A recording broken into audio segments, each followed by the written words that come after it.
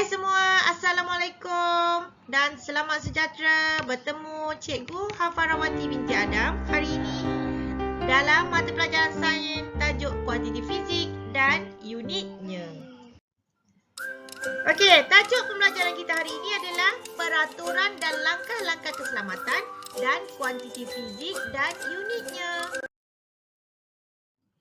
Dalam tajuk ni, anda perlu tahu bagaimana mewajarkan peraturan dan langkah-langkah keselamatan dalam makmal, mengenal pasti dan menggunakan unit yang betul bagi kuantiti fizik yang berbeza, kenal pasti simbol dan nilai simbol bagi imbuhan yang digunakan dalam pengukuran, menukar unit kuantiti asas iaitu jisim, panjang dan masa seperti gram kepada kilogram, sentimeter kepada meter, saat kepada jam, dan mewajarkan kepentingan penggunaan unit SI dalam kehidupan harian. Sebelum kita masuk kuantiti fizik dan unitnya, kita kena tahu peraturan di dalam makmal. Pertama, jangan sekali-kali masuk ke dalam makmal tanpa kebenaran. Kedua, jangan mulakan eksperimen sebelum diarahkan guru. Ketiga, baca arahan dan fahami arahan eksperimen terlebih dahulu. Keempat, gunakan semua bahan kimia dan peralatan dengan betul dan cermat. Kelima, dilarang minum dan makan serta bermain dalam makmal. Keenam, dilarang mengeluarkan peralatan dan bahan kimia dari makmal. Itu paling dilarang. Ketujuh, kembalikan peralatan kimia ke tempat asal selepas digunakan. Ke-8, pastikan tempat menjalankan eksperimen sentiasa kemas dan bersih. Dan cuci semua peralatan dan buang bahan-buangan mengikut peraturan yang betul. Dan sebelum keluar, cuci tangan dengan air dan sabun. Dan sekarang ni, musim pandemik, pastikan awak sanitize tangan awak. Okey? Faham? Bagus kalau faham. Jadi, bila masuk makmal, pastikan setiap peraturan ini awak ikut. Tada!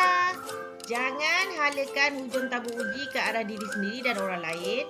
Gunakan cermin pelindung mata. Jauhkan bahan kimia daripada mudah terbakar pada sumber api dan jangan merasa atau menghidu bau kecuali dibenarkan guru. Okey, sekarang kita dah masuk kuantiti fizik asas.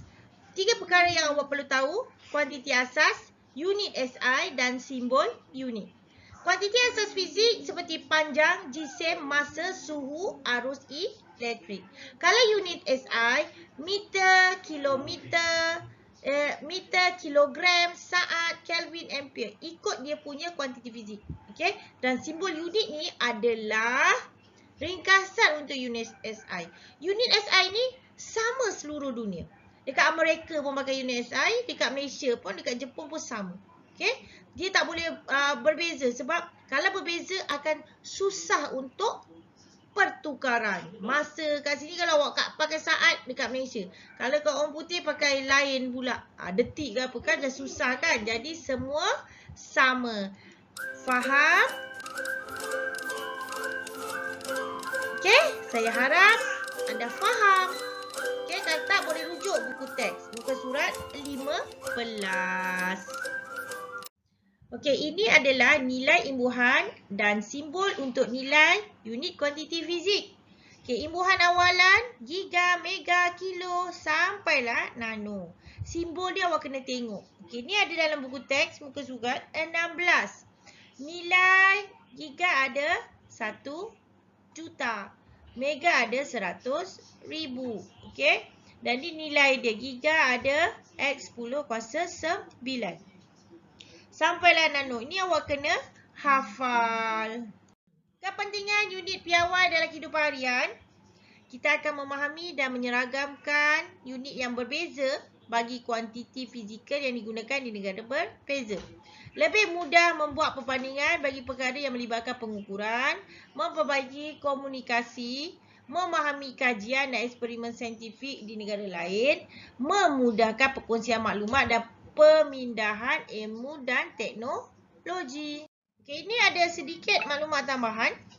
Kalau A tu lebih jitu dan persis. Sangat tepat.